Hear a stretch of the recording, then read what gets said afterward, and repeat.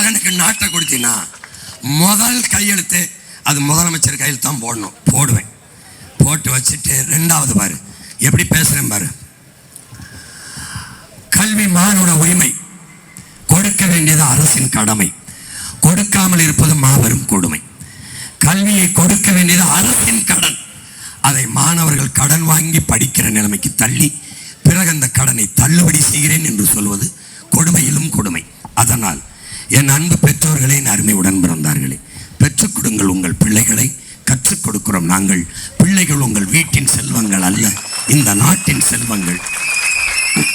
ஒரு கையெழுத்து.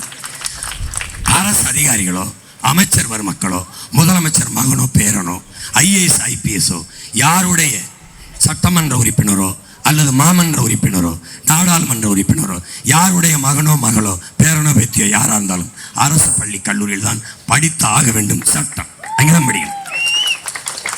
அரசு பள்ளி கல்லூரியில் படிக்கிற பிள்ளைகளுக்கு, மாணவர்களுக்கு தமிழ்நாட்டு அரசு வேலையில் முன்னுரிமை சட்டம். மீறி தனியார் பள்ளியில் தான் நான் என் பிள்ளையை படிக்க வைப்பேன் என்று சேர்த்தால், அந்த தகவல் உண்மை என்று அறிந்தால், அவருக்கு என்ன சம்பளம் 1 லட்சம் ரூபாய், அங்கே சொன்னால் 1 லட்சம் ரூபாய் நான் மீறி அங்கே சேர்த்தா 50,000 துண்டிச்சிடும். அரசு எடுத்துரும். 2-3 தடவை பார்க்கும். திருப்பி கொழுப்படுத்த போய் பண்ணிட்டு இருந்தா நீ நாட்டை, தமிழ்நாடு அரசை, தேசத்தை, அரசை அவமதிக்கிறாயின்னு சான்றிதழை வாங்கி தகுதி நீக்கம் செஞ்சு வேலையிலிருந்து அனுப்பி கிளம்பு. நீ போய் தனியாருக்கே வேலை செஞ்சுக்கிட்டு இருந்தேன். உலகத்தரத்திற்கு கல்வியை கொடுத்துருவேன். எப்படி உலகத்தில் முதல் இடத்துல கல்வியில் எந்த நாடு இருக்குன்னு இந்த முதலமைச்சர் வேட்பாளர் யாரையாவது ஒருத்தர் சொல்லு. நான் எங்கள் அம்மாவை கூட்டிகிட்டு வீட்டுக்கு போயிடுறேன். சொல்லு தெரியாது. 200க்கும் மேற்பட்ட நாடுகள் இருக்குது. முதல் இடத்துல ஃபின்லாந்து இருக்குது. சின்ன நாடு. அவன் தான் கல்வியில் அவனுடைய கட்டட அமைப்பு, கற்பித்தல் முறை எல்லாமே சிறப்பாக இருக்குது. முதல்ல தென்கொரியா இருந்துச்சு, இப்போ அதை முந்திட்டு போயிடுச்சு. தென்கொரியா, ஃபின்லாந்து, 2வது தென்கொரியா, 3வது சிங்கப்பூர்.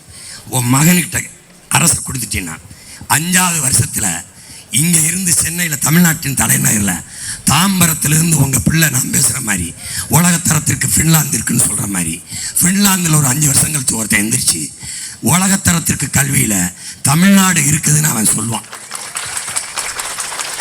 என்னோட எஜுகேஷன் சிஸ்டம், டீச்சிங் மெத்தட், கட்டட அமைப்பு எல்லாத்தையும் மாற்றிடுறேன். போட்டு காட்டினேன்னு பாரு இருக்குது. எப்படி என் பள்ளிக்கூடம் இருக்கும், எப்படி கற்பித்தல் முறை இருக்கும், எல்லாம் மாற்றிடுவேன். உலகத்தரத்திற்கு கல்வியை உனக்கு கொடுத்துருவேன். 1 ரூபா காசு வாங்க மாட்டேன். அதுக்கப்புறம் வேறு என்ன வேணும்? மருத்துவம், உயிர் காக்கும் மருத்துவம். மருத்துவத்துக்கு என்ன பண்ணுவேன்? ஐயா கலைஞருக்கு முடியல, கருணாநிதிக்குன்னா காவேரி, நோ காவேரி. அம்மா ஜெயலலிதாக்கு முடியல, Apollo, no Apollo, only government hospital. எப்படி? இங்கே வா. இங்கே சட்டம் போடுவோம். உலகத்தரத்திற்கு மருத்துவ தரத்தை தூக்குறோம். தனியார் மருத்துவ காவேரி, அப்போலோ, MG ராமச்சந்திராவில் என்ன தரம் கிடைக்குது நீ நினைக்கிறியோ அதை கவர்மெண்ட் ஹாஸ்பிட்டலில் கொடுப்பேன். இனிமேல் என் மக்களுக்கு நம்பிக்கை வரும். அரசாங்க மருத்துவமனைக்கு போனால் தான் நம்ம பொழப்போங்கிற நம்பிக்கையை கொடுப்பேன். எப்படி கொடுப்பேன்? உலகத்தரத்திற்கு மருத்துவத்தை உயர்த்தி 1 ரூபா கட்டணம் இல்லாமல் கொடுப்பேன். 90 வயசா பார்த்தா சாக போகுது இல்லை, தேசத்தின் மூத்த தாய், அவளுக்கு 1 ரூபா. நீ உடம்பு முடியல, நீங்கள் ஆறில் வச்சு கூட்டி வர வேண்டியதில்லை, அழைச்சி சொன்னால் போதும். வாங்கின்னு உயிர் காக்க உறுதி வரும், தூக்கிட்டு போகும், உயிரை காப்பாற்றி கொண்டாந்து தரும். ஏன்னா தேசத்தின் கடமையில் முதன்மையானது உயிரை காக்கும் மருத்துவத்தை தன் மக்களுக்கு கொடுப்பது. மருத்துவம் ஒரு மகத்தான சேவை, அது என் மக்களுக்கு தேவை. சட்டம் 2 உனக்கு காசு கிடையாது. இப்போ உன் சம்பளத்தில் பாதிக்கு மேலே மிச்சம் பண்ணிட்டேன். அதுக்கப்புறம் என்ன? தண்ணி, தூய குடிநீர், தண்ணி விற்பனைக்கு தடை வந்தவொடனே பிளாஸ்டிக்கு, பாலித்தீனுக்கு பேன் பண்ணுறேன், தடை பண்ணுறேன். தண்ணி விற்பனைக்கு தடை பண்ணுறேன். ஏன்? தண்ணீர் மனித தேவையல்ல, உலக உயிர்களின் உயிர் தேவை.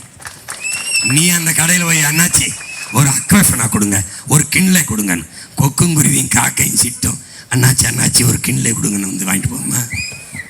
அந்த பாவத்தை செய்ய நான் தயாராக இல்லை. நான் இயற்கையின் மகன். இவங்கெல்லாம் இருந்தால் தான் நான் வாழ முடியும்.